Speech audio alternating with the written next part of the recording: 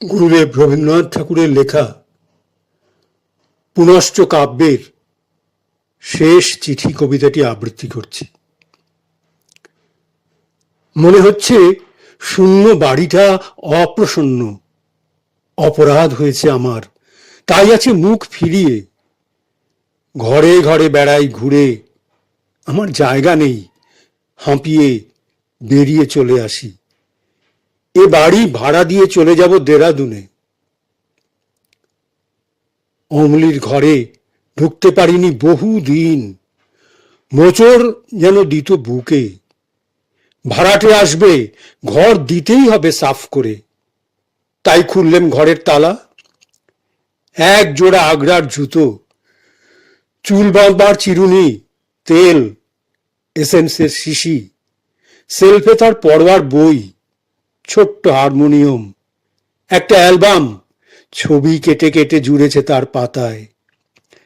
আলনায় তোয়ালে, জামা, খদ্দরের শাড়ি, ছোট কাঁচের আলমারিতে নানা রকমের পুতুল, শিশি, খালি পাউডারের কৌটো।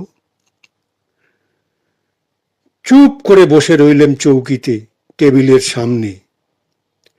লাল চামড়ার বাক্স স্কুলে নিয়ে যেত সঙ্গে, তার থেকে খাতাটি নিলেম তুলে, আঁক কষবার খাতা।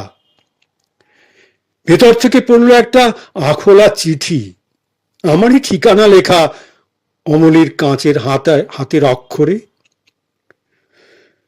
শুনেছি ডুবে মরবার সময় অতীতকালের সব ছবি এক মুহূর্তে দেখা দেয় নিবিড় হয়ে।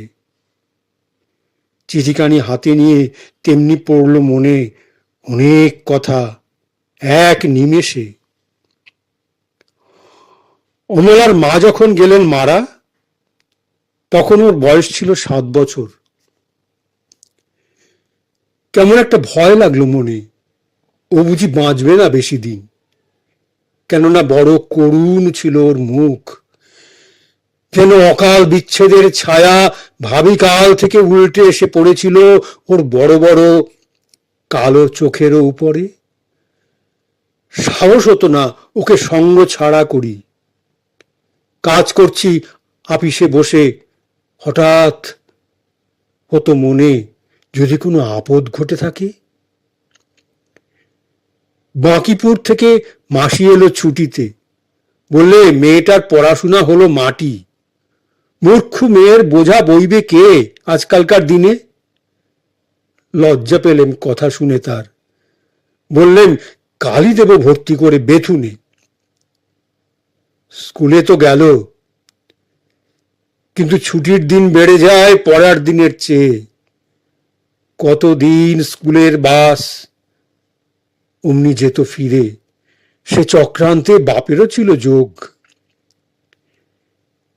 ফিরে বছর মাসি এলো ছুটিতে, বললে এমন করে চলবে না, নিজে ওকে যাব নিয়ে, বোর্ডিং এ দেব বেনারসের স্কুলে। ওকে বাঁচানো চাই বাপের স্নেহ থেকে। মাসির সঙ্গে গেল চলে, অশ্রুহীন অভিমান নিয়ে গেল বুক ভরে, যেতে দিলেন বলে। বেরিয়ে পড়লাম বদ্রীনাথের তীর্থযাত্রায়, নিজের কাছ থেকে পালাবার ঝোঁকে। 4 মাস খবর নেই। মনে হলো গ্রন্থি হয়েছে আলগা গুরুর কৃপায়। মেয়েকে মনে মনে সঁপে দিলেন দেবতার হাতে। বুকের থেকে নেমে গেল বোঝা। 4 মাস পরে এলেম ফিরে। ছুটেছিলাম অমলিকে দেখতে কাশিতে, পথের মধ্যে পেলেম চিঠি। কি আর বলবো, দেবতাই তাকে নিয়েছে। যাক, সেসব কথা। অমলার ঘরে বসে সেই আখোলা চিঠি খুলে দেখি, তাতে লেখা তোমাকে দেখতে বড্ড ইচ্ছে করছে। যাক, সেসব কথা। অমলার ঘরে বসে সেই আখোলা চিঠি খুলে দেখি, তাতে লেখা তোমাকে দেখতে বড্ড ইচ্ছে করছে। আর কিছুই নেই।